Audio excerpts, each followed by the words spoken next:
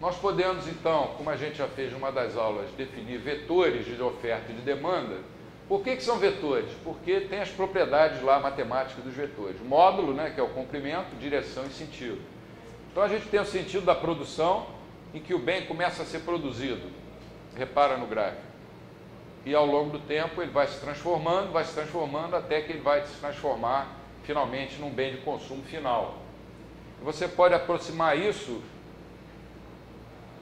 por um vetor de oferta.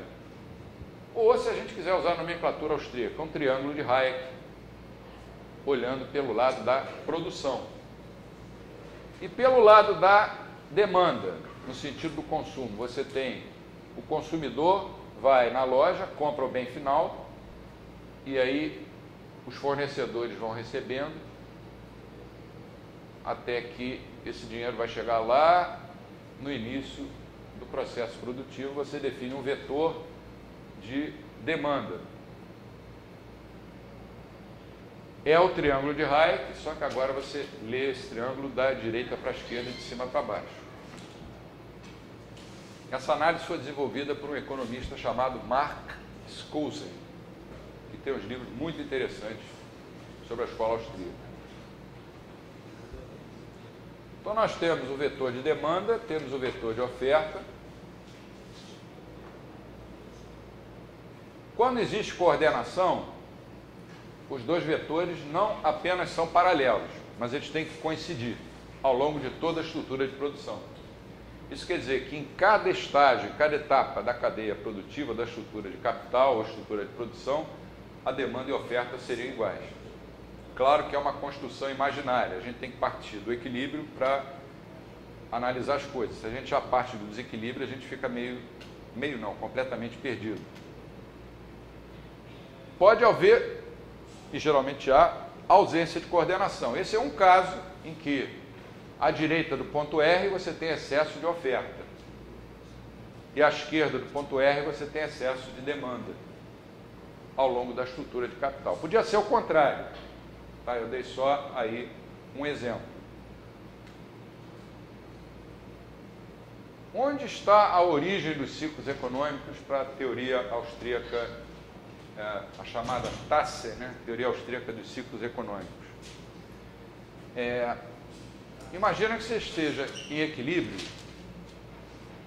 em todos os estágios da cadeia produtiva.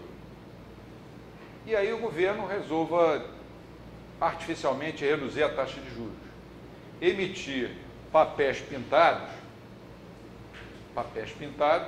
esse aqui tem um mico-leão dourado, sem lastro, daqui a pouco eu rasgo, né?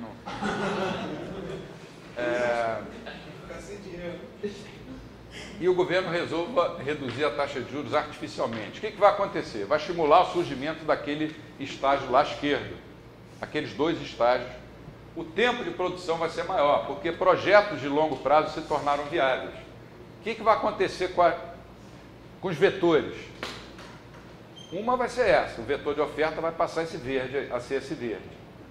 E com o vetor de demanda, você pode ter o amarelo ou o laranja, depende. Você pode ter um aumento também na demanda de bens de consumo, pode ter uma queda. Aí não se pode afirmar nada. Porque esse dinheiro que entrou na economia não estava lastreado em esforço e abstinência, em poupança. Esse dinheiro não vale nada. Durante algum tempo as pessoas acham que ele vale, mas após algum tempo vão perceber que não vale nada. Eu vou tentar fazer uma gaivota aqui e rasgar um pedacinho dela e jogar a gaivota. Esse dinheiro não vale nada. Como eu não sou bom em fazer gaivota, eu posso pegar esse dinheiro e pronto, o helicóptero do Banco Central despejou dinheiro nas mãos. Nas mãos de quem? Para os monetaristas, ia cair, sei lá, R$20 nas mãos de cada brasileiro. Para os keynesianos também. Para nós austríacos, a gente vai mostrar daqui a pouco uma frota de helicópteros do Banco Central. esse dinheiro vai cair em setores específicos da economia que vão ser beneficiados. E depois ele vai se espalhando. Se a demanda for maior do que a oferta, ali eu resumi, num ponto qualquer da cadeia produtiva, quer dizer, num estágio, os produtores nesse estágio vão ter lucros excedentes, claro, estão vendendo bem, em relação aos produtores de outros estágios. Se nós admitirmos mobilidade de fatores, esses lucros excedentes vão atrair recursos para esse estágio que está mais lucrativo, vai aumentar a competição nesse estágio e a lucratividade vai cair até que vai se igualar à dos demais estágios. Nisso aí a teoria austríaca não tem nada assim de tão diferente em relação à teoria neoclássica, que é a análise de oferta e demanda, que é universal. Se você tem um excesso de demanda e existe mobilidade de fatores, esses lucros em um determinado estágio vão atrair novas empresas, o número de empresas vai aumentar e a competição vai fazer o preço baixar desse bem e os lucros excedentes vão desaparecer. Se por outro lado você tem excesso de oferta, vai acontecer o contrário. Aí não é difícil raciocinar. Até aquela senhora que foi ministra da Economia do Collor saberia fazer esse raciocínio. Os recursos nos setores onde há excesso de oferta, com o tempo, vão acabar saindo desse estágio para outros, e como vão restar menos empresas nesse estágio, a lucratividade dessas empresas restantes ou sobreviventes vai tender a aumentar. E a taxa de juros é o elemento que vai coordenar o vetor de oferta com o vetor de demanda. Repara que o Roger Garrison ele usa vetor de oferta agregada e o Marx Cousy também, e vetor de demanda agregada. A palavra agregada para o austríaco não faz muito sentido, mas é que a gente aqui está querendo comparar a teoria dos ciclos austríaca com a teoria macroeconômica, para a gente poder discutir. Então, o que ele diz aí? Uma tradução livre. The rate, em português, a taxa de juros é o elemento-chave que coordena, ou que promove a coordenação entre os recursos de capital com as demandas individuais dos consumidores.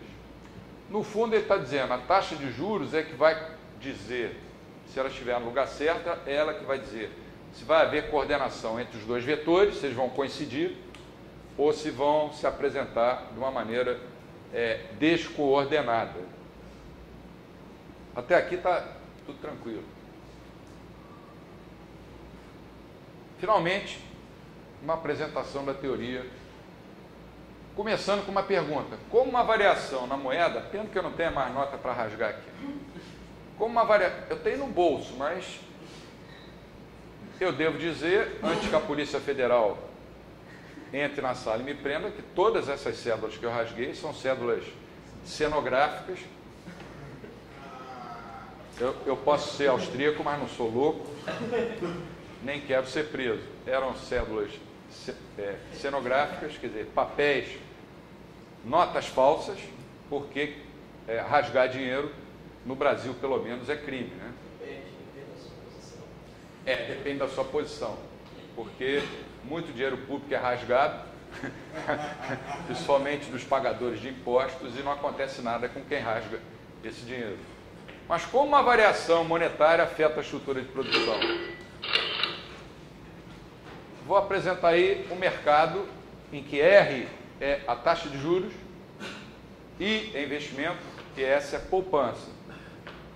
Aí você tem uma curva de oferta de fundos, que é a oferta de poupança.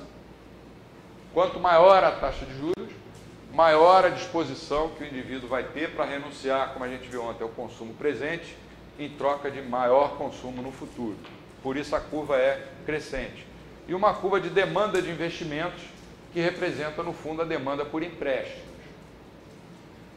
Se não existisse nenhum controle sobre a taxa de juros, a taxa de juros seria RN, que é a taxa natural de juros. Na nomenclatura do Wicksell, é a taxa que equilibraria a poupança planejada com o investimento planejado. Mas vamos supor que o governo, adotando agora uma medida anticíclica de natureza ou keynesiana ou monetarista, ou seja, o que eles vêm fazendo, pelo menos de 2007 até agora, incluindo já a China, resolva fazer o seguinte: a taxa de juros agora vai ser menor, vai ser R'. Aí, por que vai ser menor? Aí vem toda aquela argumentação keynesiana. Taxas de juros mais baixas estimulam investimentos. Investimentos estimulam a demanda estimula a economia. É o que todo mundo diz. Quando você vê, por exemplo, o Copom diminuir a taxa de juros, numa decisão qualquer lá, e vão entrevistar algum empresário, algum presidente de uma indústria, ou de uma federação das indústrias, ou do comércio, eles sempre ficam felizes e a primeira coisa que eles falam: agora vai aumentar as vendas, agora nós vamos produzir mais, agora o país vai crescer. Claro, cada um olha para o seu lado, é ação humana. Eles não estão errados em fazer isso. Mas o que vai acontecer? A essa taxa de juros, você agora vai ter um investimento planejado maior. IP, investimento planejado, SP, poupança planejada. Por que ele é maior? Porque a taxa de juros diminuiu e essa queda da taxa de juros vai estimular investimentos de longo prazo. Projetos de 15 anos vão se tornar viáveis ou vão ser mais beneficiados do que projetos de 6 anos, pela fórmula do valor presente, que eu vou apresentar em seguida. E essa diferença aqui, esse buraco aqui, vai ser coberto por quê? Vai ser coberto pela poupança forçada, que aparece na forma de moeda, delta M, a variação monetária. Aquelas notas que eu rasguei. Só que no início ninguém sabe que esse delta M não é poupança, todo mundo pensa que é poupança. É igual uma novela, que você só vai descobrir no último capítulo que o assassino era o mordomo. Essa é a doutrina da poupança forçada. Repara o seguinte: a economia estava no ponto A, ela foi para o ponto B. Se tivesse acontecido um deslocamento, da poupança de S para S', isso significaria que a economia, que a comunidade, estaria mais disposta a poupar. Quer dizer, a relação entre consumo e poupança iria diminuir. Haveria uma disposição maior para poupar em relação a consumir. Mas isso aqui não aconteceu. Se tivesse acontecido, como a gente vai ver na aula de amanhã, com o PowerPoint do professor Roger Guedes, se isso tivesse acontecido, seria ótimo. A taxa de juros menor estimularia investimentos de longo prazo e esses investimentos seriam sustentáveis. Você teria uma fase de crescimento da economia sustentável, porque sustentado não em papéis pintados, mas sustentado em poupança, em esforço. O valor presente, para quem estudou matemática financeira, é calculado de acordo com aquela fórmula ali, em que o R maiúsculo é a renda futura de um ativo de capital, o R minúsculo é a taxa de juros e N é o número de anos. Então, você supondo N anos, faz, por exemplo, N igual a 3, a fórmula termina aqui. Quando a taxa de juros cai, como ela está no denominador, né, os denominadores são 1 mais R ao quadrado, mais R ao cubo. O VP, o valor presente, vai crescer. Mas se em vez de parar em 3, eu for, por exemplo, até o N, se é o N igual a 10, o VP também vai crescer, mas vai crescer muito mais. Então isso vai estimular investimentos de longo prazo, vai alargar a base do triângulo de Hayek, ou vai alargar a estrutura de produção. Então, só a escola austríaca bate nessa tecla. Variações na taxa de juros afetam muito mais as rendas futuras do que as rendas presentes.